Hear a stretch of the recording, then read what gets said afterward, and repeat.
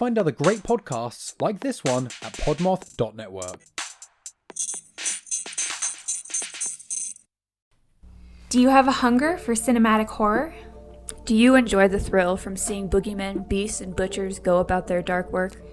Then all you need to do is speak of the devil, and the devil will come to you.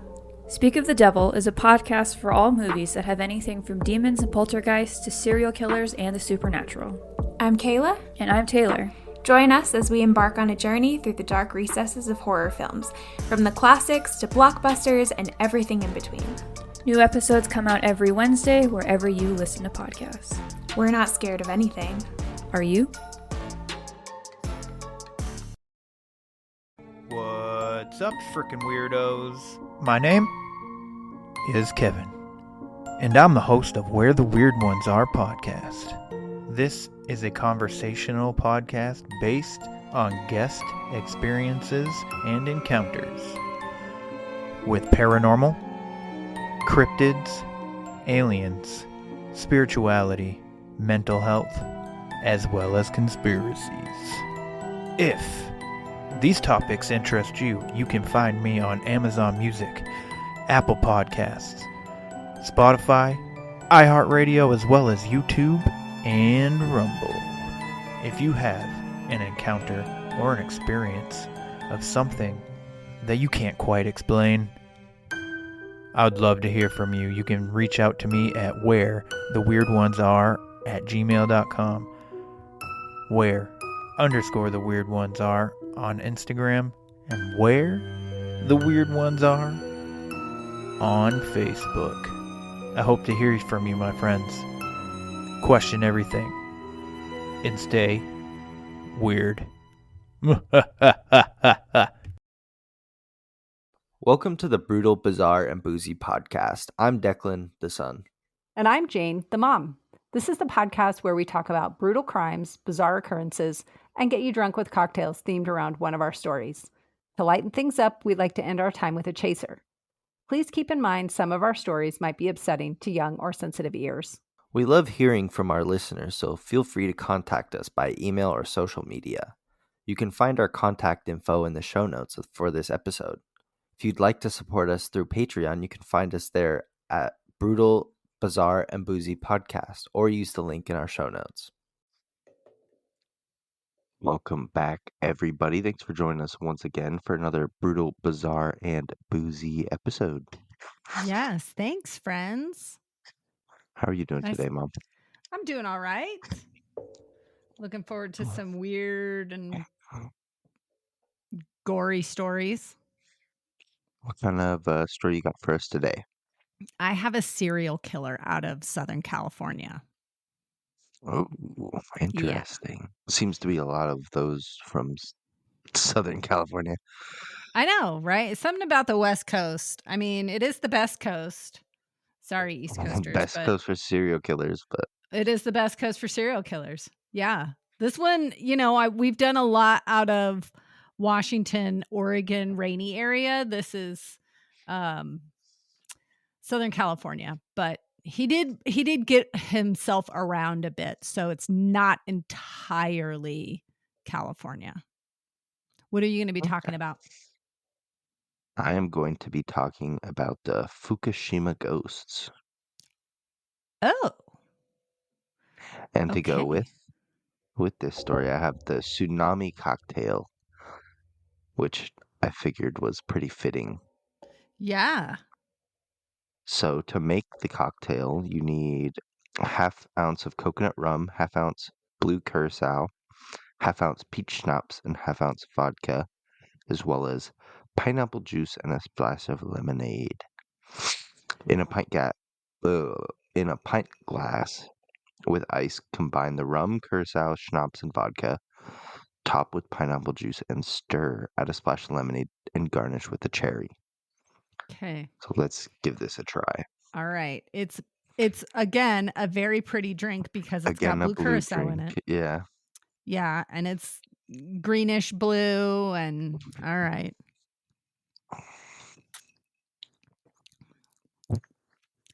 Pretty tasty. It's got a lot of flavors. Lemonade, I just put a splash in. It didn't I say think how much pineapple juice. It just top says with pineapple juice. So I think I assumed that you fill the. What are you doing? Stop stepping on the plastic. Get out of here. I've been watching the cats fight behind you. It's pretty entertaining. They're Yeah. chasing each other. And now Lulu is stepping on a piece of plastic right next to the mic. So I'm gonna Oh, have. well, I didn't hear it. Thank you. I'll take that from you. Okay. I'm in the I'm- process of moving right now, so there's right. shit everywhere, and the cats are enjoying it as They're little having a pieces of. grand old time. Yeah. Stop. Okay. I don't know Yeah, I about like the the drink. I think it needs a lot more lemonade. Like, Yeah. I think it should have I just put a lemonade good and amount of not pineapple. pineapple in there, but Yeah. I think it needs to be half, like half Maybe an top with ounce. lemonade, half top with pineapple. But Yeah.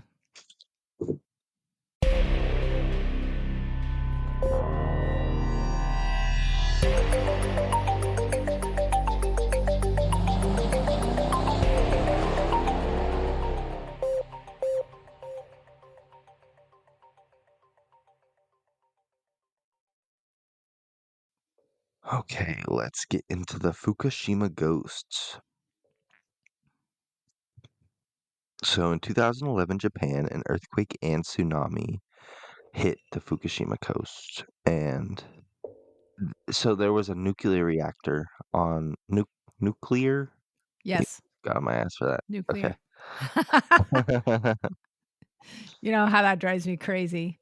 Yes. So on March 11th, 2011, a 9.0 magnitude earthquake hit the coast of northeastern Japan, and it was the most powerful quake ever recorded in Japan and the fourth strongest in world history. But it Wow. wasn't just the shaking that changed everything. What happened was a tsunami. Waves over 130 feet high, sweeping miles inland. Entire towns were erased, and more than 19,000 people lost their lives. Oh my. Over 120,000 buildings were destroyed, and then there was a nuclear crisis, Fukushima. Yikes. So this was a nuclear power plant that they were using on the coast, and that got wiped out, which not That's a lot of great. damage. Not great. No. So, just a little side note, there was an earthquake, I think it was this month or within the last month, that you can like there was the first ever video captured of the plates shifting. So it looked like Yeah. a fancy house that someone had and a Mm-hmm. camera facing outwards, and you could see the landscape shift like Right. 20 The feet. It looked two like. plates were rubbing against each other. Yeah, and we caught the first slip on camera, I guess, but that's basically what causes Spooky. tsunamis. Like, if it happens under the water, then it's almost guaranteed that a tsunami is going to happen. So, It's gonna fuck up the water above it. yeah. So, people didn't just lose their homes, they lost entire communities, generations, and peace of mind in many cases.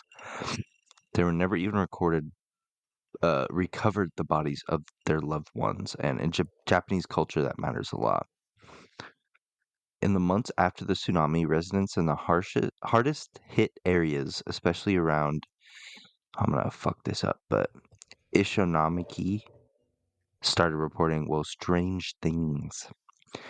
People claim to see figures soaking wet wandering silently through neighborhoods. Sometimes they vanished, other times they spoke to them. Spoke? Just a soaking wet ghost speaking to you in tongues. Oh. What was it saying? I didn't get that. I just saw that Just a talking to you couple like, of them heard them speak. Oh, God, that's got to be scary. yeah. So taxi drivers in the area began telling stories. One picked up a man who asked to go to an address that no longer existed as it was wiped away in the tsunami. Right. Halfway through the ride, the driver looked in the rearview mirror and the man was gone. So these taxi drivers near Fukushima are picking up who they think are real people, and Right. they'll vanish in the back. So Okay. So when you're a taxi driver, it's, different than like Uber or Lyft where the person has to like call for you.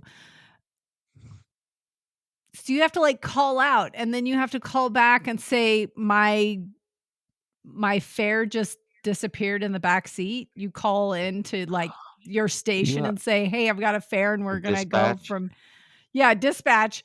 My fare disappeared again. I picked up another ghost." Oh, yeah, that's interesting. I didn't really think about that aspect of it. Yeah. So another driver picked up a young woman, dripping wet, who asked to be taken to her home. The driver explained that the area she was going to had been destroyed, and the woman asked quietly, "Have I died?" Then No. silence, and she vanished. Nope. I don't like it. That's fucking terrifying. Yeah, it is. So these were all documented occurrences that happened. The taxi drivers were all interviewed. A lot of the stories were published, and in many cases logged as official fares. I just see you blow. Yeah, You because there blow. is. Hey, I turned the mic off. There was hair. There was pet hair over your face. And I have a touch screen computer, so I couldn't wipe it away or I'd fuck up Oh, the okay. screen. I know. Sorry. Yeah, you guys can't see it, but mom just blew to her camera. Yep. Pretty much. I just blew on the camera. So some drivers had to pay out of pocket for the meters because of the passengers disappearing before paying.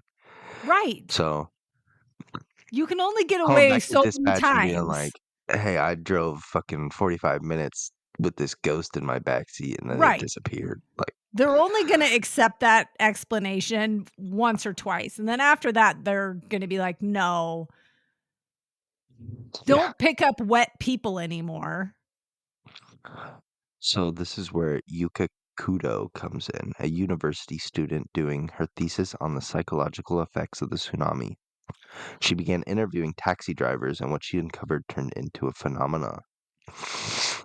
7 out of 100 drivers in I- Ishinomakai, I fucked it up again. I'm sure I said it differently than I did before, but the same town where all this shit's happening. Okay. 7 out of 100 drivers told they had picked up what believed were ghosts. So that's not an insignificant amount. That's like But technically it's, 7%, but we'll round down to yeah, 5% of taxi drivers were picking up dead people. That's like the it's, river Styx, it's Japanese river upsetting. Styx, like Right. ushering people to their Yeah. From one side to the other. yeah. I wonder if any of them were repeat fares. Like if Like if like, one specific ghost who's soaking wet is yeah, just like, take me to this going address, to, and yeah, yeah. different drivers saw the same ghost, or if they got in and they were like, oh, that my town's been demolished. Okay, well, and then they just moved on, or good question. I don't know. It's terrifying, but one Yeah. driver said he didn't even tell his family about the event. He just paid the fare himself and kept driving that Oh, night. There's something deeply unsettling about this, not just because yeah. it's paranormal, but because like it's heartbreakingly human. Yeah, for Like sure. just to imagine like you pick up a normal person and it's like, You think. wait, I died? I died in Right. this? That's, And then they just disappear. It's yeah. horrifying. I don't want to be the one to have to tell somebody that they died. So to like fully understand these stories, we have to look at Japanese culture and their relationship with the dead. In Japan, there's a long tradition of belief in yuri, which are like it's like a type of ghost. Like there's supposedly a bunch of different types of ghosts, like poltergeist and Okay. demons and Good ghosts, different bad things like that. ghosts. Yeah. So, Yuri are spirits who died with unresolved emotions or who weren't properly laid to rest. They're Okay. often dressed in white with long black hair and blank expressions. Kind of like, what was that movie called? The Ring? Yes. Where the girl dressed in white with long black hair comes through the TV. Yeah. Yuck. Yeah. I don't like that movie. That Nope. movie's scary. So, since all these people died without having said goodbye to their loved ones, or they were basically just ripped from reality. Right. So, it would, in Japanese culture, that would create a lot of Yuri or Ghosts. Yeah. spirits. Yeah. So, one Buddhist monk told journalists that he performed over 200 exorcisms in a single year, and that's not normal at all. That's a No. lot of exorcisms. That's a year. lot. There were reports of people being possessed, acting like strangers, speaking in voices that were not their own.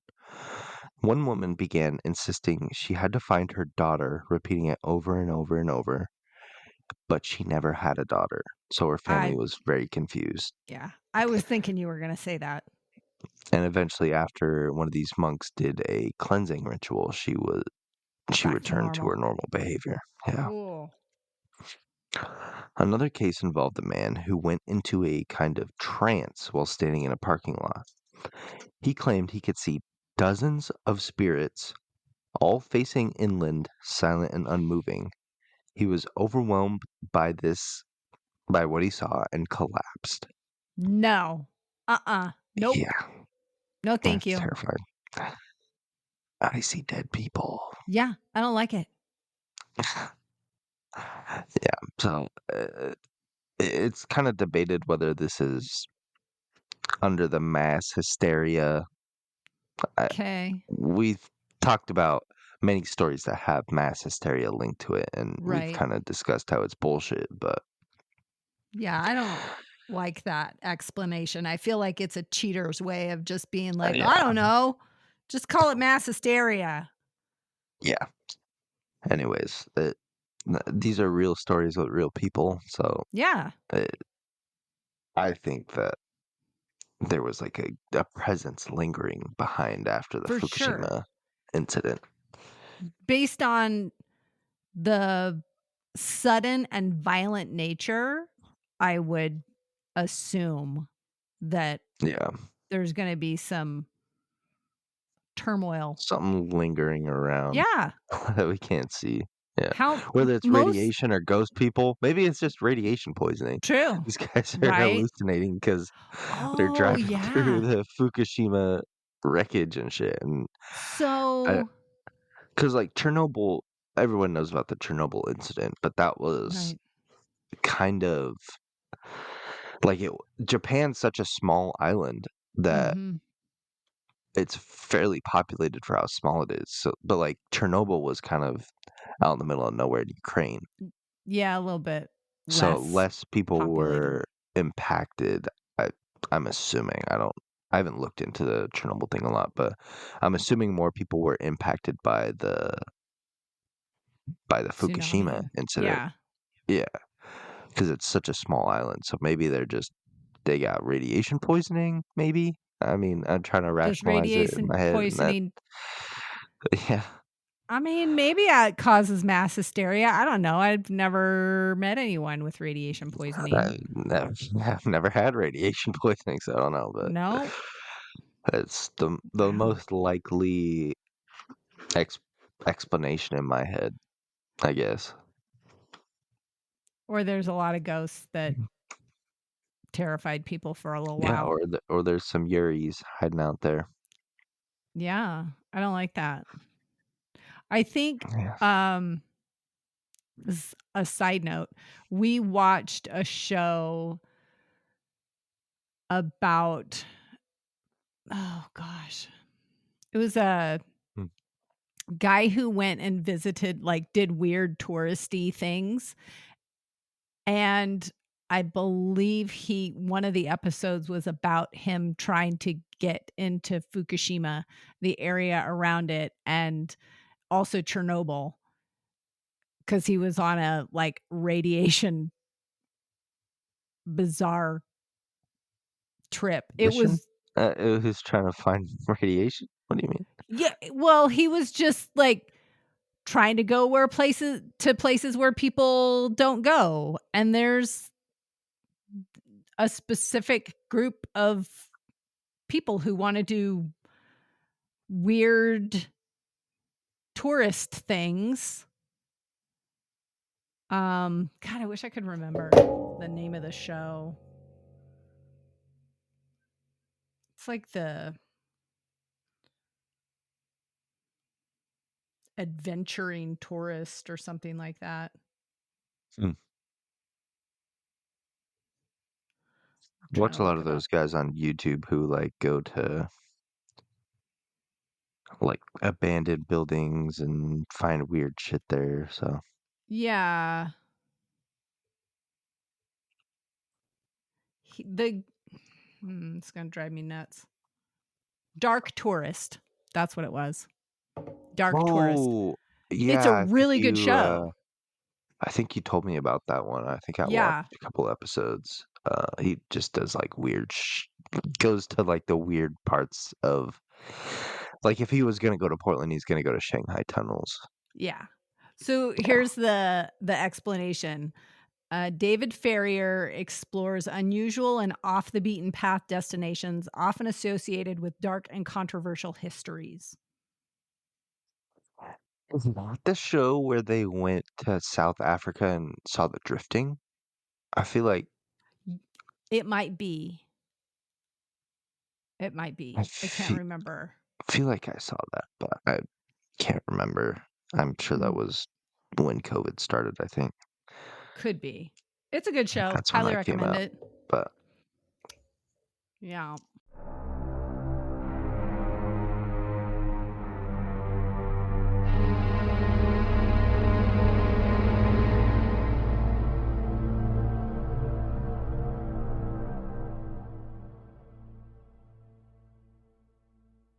All okay, right. Are you let's hear ready about for your story. my serial killer? Yes. Who it's weird because I sort of remember the name. I think I might have heard the name before, but then part of me is like, nope, never heard of this guy before. So this serial killer is Randy Kraft. Have you ever Okay. the name didn't really Sounds strike a bell with me. fairly familiar, but I don't really know. He's kind of back in the news again because one of his cases was just identified with family genealogy. So that's how it popped up on my radar. And I went, oh, have I not heard of this guy? But I don't know. Maybe I haven't. I've forgotten. Anyway, Randy Kraft was born March 1945 to his parents Opal and Harold Kraft in Long Beach, California. He was the youngest child and only son to his parents. He had 3 older sisters. His dad worked on an assembly line, and his mother took different jobs to help support their big family. Unlike many of our serial killer stories, Kraft seemed to have a good relationship with his mom and his siblings. You know, usually it's like mom abused him or dad abused him or whatever, and siblings made fun of him, but it didn't seem to be the case this time. As the youngest child, his older sisters and his mom seemed to dote on him. Although his dad was rarely seen at functions for his son, his mom was ever present and even a member of the school PTA. But she doesn't sound like she was an overbearing psycho mom like some of the serial killers that we've come across, but she just seemed like his parents seemed normal in all descriptions, but who knows what was happening. It was a long time ago. Kraft was very intelligent and placed in advanced classes in junior high school. He maintained good grades throughout his school years and became involved in politics and public service. He had aspirations to one day become a U.S. senator. Spoiler, he did not. Although he occasionally dated female classmates, he realized that he was gay, but kept this a secret. After graduating high school, he enrolled in college and focused on economics. For a time, he was still active in political events on the conservative Republican side, but as he matured and grew up, he determined that he identified more with liberal politics. During college, he began his first openly same-sex relationship. Although he would bring home men to meet his family, they apparently just viewed these men as friends and not his partners. So he's just bringing home dudes, not saying this is my boyfriend or we're on a date or whatever. And his family for a long time was just like, oh, that's his friend. No big deal. And it, I guess, wasn't really an He issue, told but him, he was like, hey, this is my he hadn't boyfriend. come out at that point. Oh, okay. So he's just bringing floozies around his parents and No, he's just bringing guys home and introducing them as a friend, and they didn't know that he was gay at the point, so they were just like, okay, well, that's his friend. That's gotta be cool though. It just, oh, Billy's coming over for a sleepover tonight. And your parents like, okay, cool. But really you're getting you're Right. chasing tail. Yeah, there's that. In 1966, Kraft was arrested for lewd behavior when he propositioned an undercover police officer. But since it was his first offense, no charges were actually filed against him. So, He tried to ask a cop for Yep. some coitus. Yep. Okay. Yep. Around this time, his schooling started to change. I should say his interest in schooling started to change because he spent more time partying than studying. So he's out late night doing what college kids do, and during the day, not going to class. His lack of interest in school caused him to have to repeat some of his classes, which delayed his graduation. He did eventually graduate with a Bachelor of Arts in Economics. A few months after graduating college, he joined the U.S. Air Force. He was stationed in Southern California at Edwards Air Force Base, where he rose in ranks to Airman First Class, and he was a supervisor. During this time is when he came out as gay, and he told his family. It didn't go as well as he would have hoped, apparently, and he told a friend that his dad flew into a rage, but that his mom was more understanding, yet somewhat disapproving. His siblings didn't really seem to care much about it either way, but they did note that he seemed to distance himself after this, which, you know, if you feel like your family's not approving of you, then that's, yeah. Not only did he come out to his family, he also reported it to his superiors in the Air Force. But at that time in history, the military was not super cool with those kind of things. So they discharged him from duty. And it was listed as a medical issue as the reason he was discharged. Yeah. Okay. Kraft did not like that. So he hired an attorney and requested that the discharge reason be changed, but the Air Force refused to do so. They were like, we don't care, just get out, kind of thing, which never understood that, but that's what happened. After leaving the military, he moved home with his parents and started working as a bartender. He didn't stay there for long because in March of 1970, he was living in his own apartment with a roommate. That is when he came across a 13-year-old runaway named Joseph Fancher. I probably mispronounced the last name. Sorry. He offered to take Joseph to his home, saying that Joseph could live with him. But when they got to the apartment, Kraft gave Joseph drugs and then physically and sexually assaulted him. When Kraft left to go to work, Joseph was able to get out of the apartment and get help. He was taken to a hospital for treatment, at which time he reported the physical assault, but not the sexual assault. He's 13. It's horrible. You know? Yeah. Joseph did admit to willingly taking the drugs that he had been offered by Kraft. And police searched the apartment after getting approval from Kraft's roommate. But because they didn't get a search warrant, nothing further could be done with anything obtained from the search. So they pretty much just let him go. The year after the assault on Joseph, Kraft's suspected and known murders began.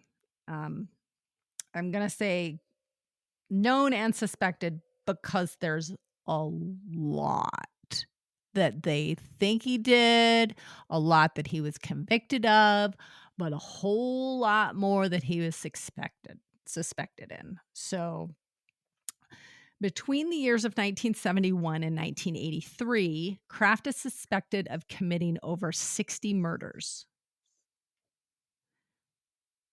which is a lot. Jesus fucking Christ. Yeah.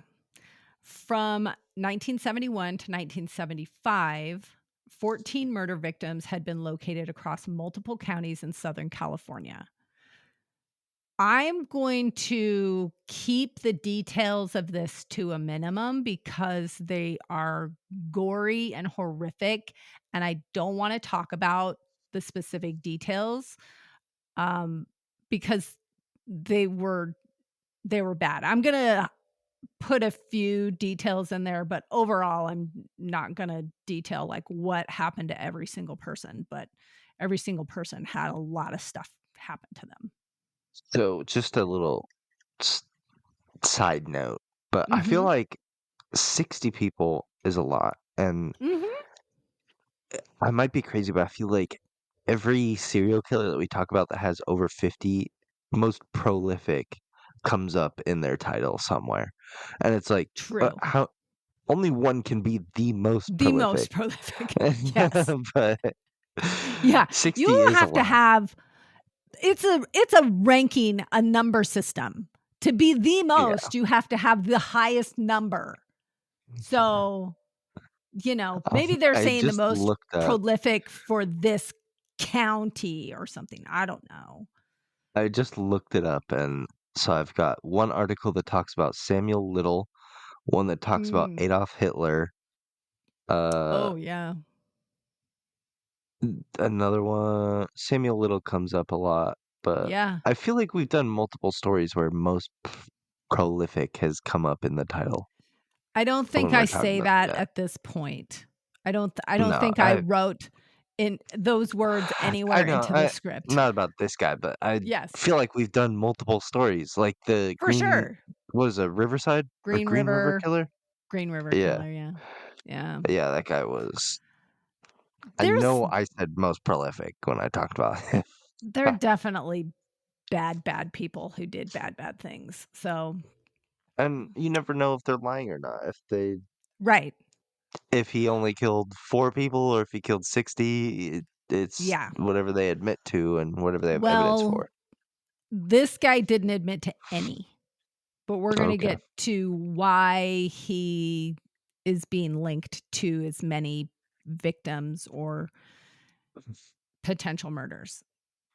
The 14 in that 4-year time span were all linked to the same killer, but law enforcement had no leads on who the killer was. So they didn't know it was Kraft. They just knew we have 14 victims and they're all connected. So law enforcement consulted with the FBI. They asked for a profile, and it was believed that the killer likely had a military background based on some of the evidence on several of the bodies. Most of the bodies at that time were found near major roadways. Several had bite marks. Many had alcohol and or drugs in their system. Some had been strangled while others had been bludgeoned to death, and some were missing body parts.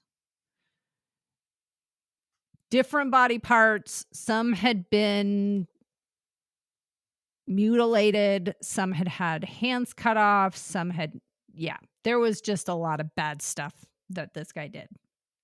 Jesus. Yeah. In May 1975, police were very close to catching Kraft because of an incident that happened a few months earlier. Okay, this was in 1975, but remember I said that he went on until 1983. So, in 1975, March of 1975, he picked up two boys, Keith Crotwell and Kent May, from a parking lot by offering them drugs and alcohol. The three drove around for a while, drinking and taking Valium. Not much longer after that, Kraft returned to the parking lot where he had picked up the boys. Friends of the boys, Keith and Kent, saw a very distinct looking black and white Ford Mustang stop in the parking lot. They saw the driver lean across the car, open the passenger door, and push Kent out of the vehicle. What year was this again? 1975.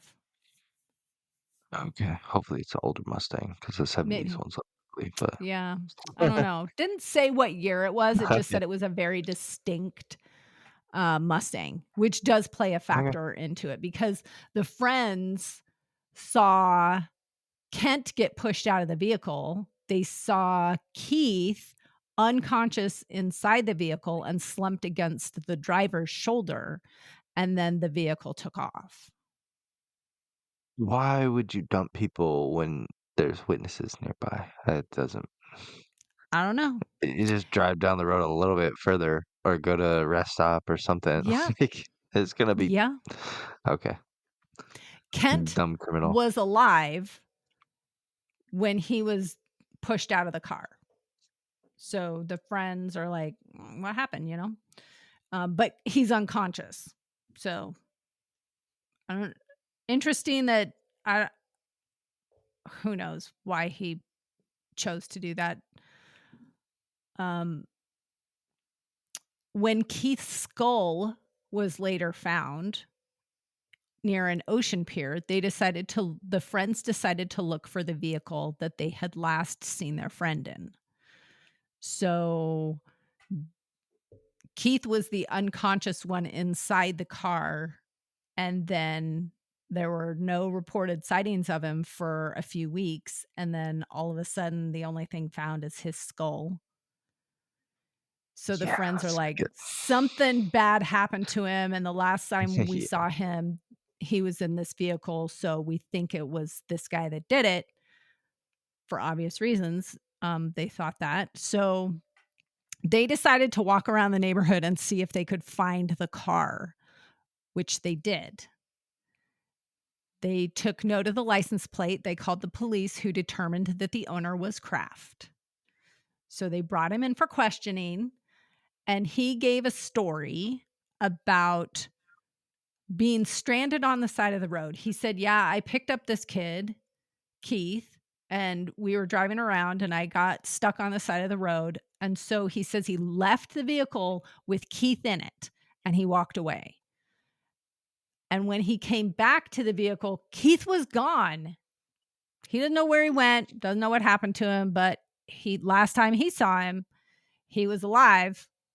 So nothing, that they could do about it. Police didn't believe this stupid story, and they attempted to file charges against him, but the DA refused to pursue it because the coroner listed the death as an accidental drowning, based on the fact that the only thing the coroner could examine was the skull. So he's like, oh, skull washes up on the beach. It must have been an accidental drowning. I mean, I get, but I mean, there's nothing to examine. Don't list it as something that could just be explained away. Put it as, I don't know. Because if you say accidental drowning, then nobody can be listed at fault for it. But hey, I'm not a coroner. You can't just say that for just a skull. Like, right. Yeah, that's It's dumb. crazy. It is believed that Kraft took a little break from killing until later that year, but then went back at it, this time with a vengeance, as if the previous, 14, 15, whoever knows how many bodies weren't done with a vengeance. His next known victim was Mark Hall, and his abuse and murder were extremely savage. Mark's body was found in a remote canyon tied to a tree. He had suffered cuts from broken glass bottle, burns from a cigarette lighter across his body and to his eyes, and he also had genital dismemberment. And I'm going to leave that right there.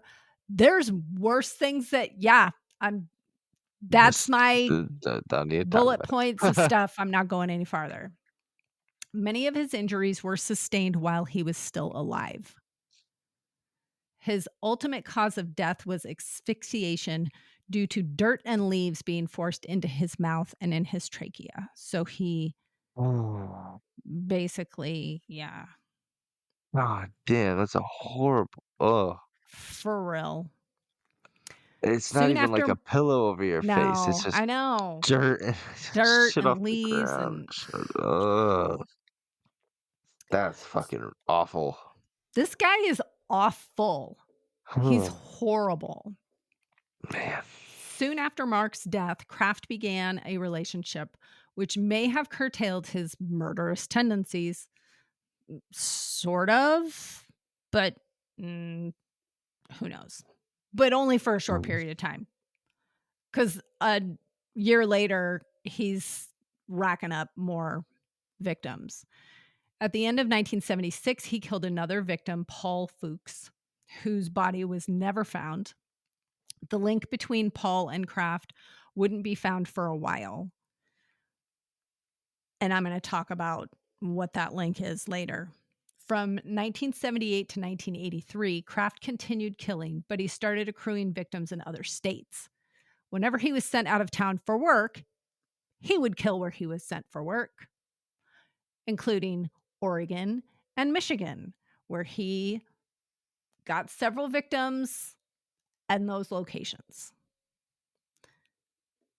Law enforcement agencies started communicating with the other states looking for murder victims that had similarities. And it didn't take long for police in Southern California to realize all the victims they had were similar to the ones in the other states. Most of them had, similar attacks on the body, we'll say it that way.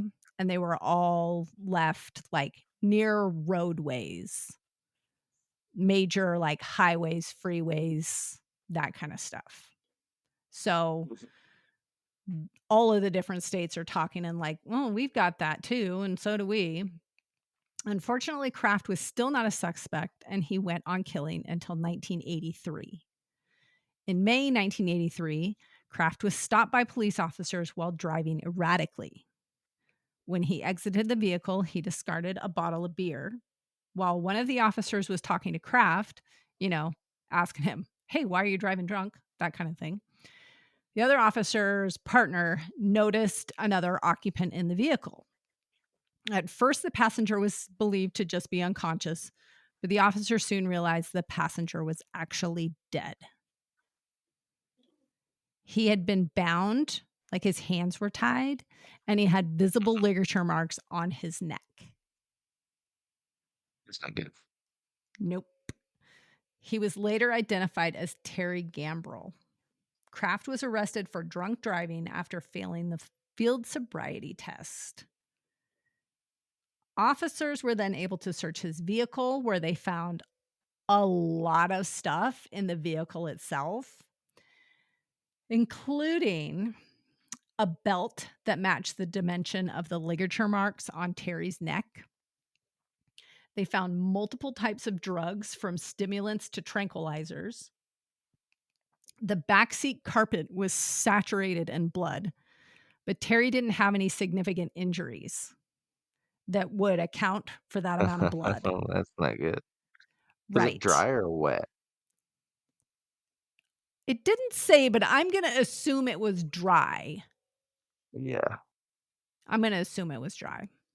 Under the carpet was an envelope full of photos of various men in pornographic poses that all appeared unconscious or dead. Couldn't tell from the pictures. They were just like posed, and their eyes were closed, and they looked limp. So no way to know if they were alive or dead. So that reminds me of something. The FBI claims that there have never been snuff films ever like found on any of these people. But that right there, that's basically a snuff film. Well, they were just like Polaroid shots and still pictures. That's close So enough. not a film.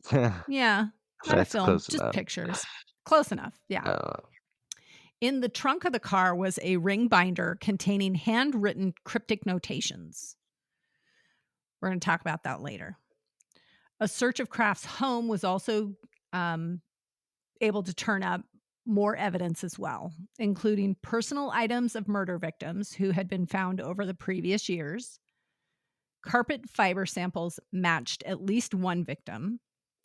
The couch that was in his living room was also seen in some of the photos that were found in the car with the victims. So there's photos of victims sitting on a couch, and it's the same couch. And there was a roll of film that had pictures of two of the victims, and the photos were taken inside of Kraft's car. So a nice little link together. But let's get back to the binder that was found in the trunk. Most of the notations didn't appear to be of any importance on the surface. They were just kind of cryptic little things that were written. It's believed that this binder was Kraft's personal diary of his killings. 61 different notations were made in the binder with innocuous comments like Portland or dog. But many of the entries were either names or victims' initials, while others denoted the place where he had discarded the body. So they're reading this binder and just seeing, like a notation of dog, and one of the bodies that was found on the side of the road was a boy that had been looking for his lost dog. So they think that that was the notation regarding dog. The binder was referred to as Kraft's scorecard, which earned him the nickname the Scorecard Killer. Within a few months, police were able to gather enough evidence and witness statements to charge Kraft with 16 murders in California. In 1988, Kraft's trial began. The prosecution called nearly 160 witnesses and had over 1,000 pieces of evidence. His defense team claimed the evidence was just circumstantial, and that although he could be linked to several of the victims, he wasn't ultimately their killer. So basically the defense was, yeah, he knew a bunch of victims, but he wasn't the one that killed him. It was some other guy. Some other guy defense. Yeah. The jury deliberated for 11 days and found Kraft guilty. He was sentenced to death, but due to the laws in California regarding the death penalty, he has not been executed, and I don't think that will ever change. There's also been some discussion that Kraft didn't always act alone in his crimes due to the placement of some of the bodies. There is some evidence that he had an accomplice, but that person has never been identified. Basically, the police, some of the bodies were pushed from a moving vehicle at a decent rate of speed. So they're thinking, how was he driving the car and pushing a victim out of the vehicle at the same time without crashing? If it's a Mustang, it's like a smaller vehicle, so you could probably. How tall was the dude? Do you know? I If it's a don't big dude, know. I could I don't definitely think he do it. was I very think. big.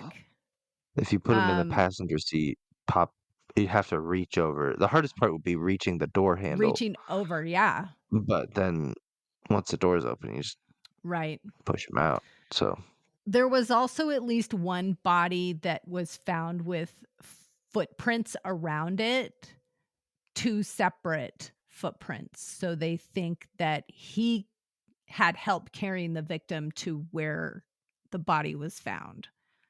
But they were never able to identify who this other person was or anything. So nobody knows. Although he was only convicted of 16 murders, it is believed that he likely was guilty of several dozen more. Kraft maintains his innocence regarding any of the murders he was convicted of and any of the ones he was suspected of, including those in other states. So again, he's like, wasn't me. I didn't do it. You got the wrong guy. Okay, so he's sitting on death row but not getting killed. Would you rather be killed or just sit on death row for the rest of your life?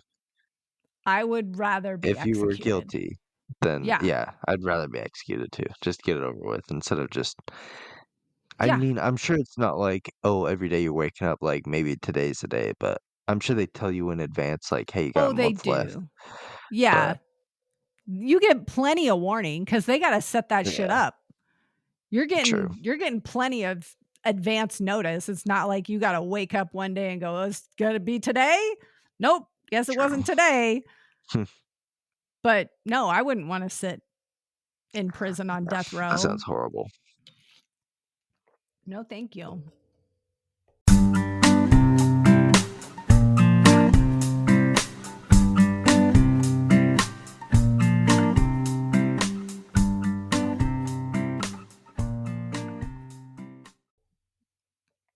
Do you have a chaser for us?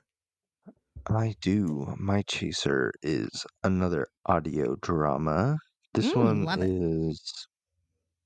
it's very interesting. I didn't know if I liked it or not at first, but it turned out to be pretty good. It's Okay. called Bridgewater, and it's about this. He's like a cryptid, um, a cryptid professor. So he teaches about lores and myths and stuff. And his Oh, father went missing 40 years ago, and he all of a sudden figures out how to get his father back. And it's got wow. like a bunch of cryptid zoology type stuff happening in it, and it's pretty interesting. But Oh, I didn't think I liked it at first, but it turned out to be pretty good. So that is cool.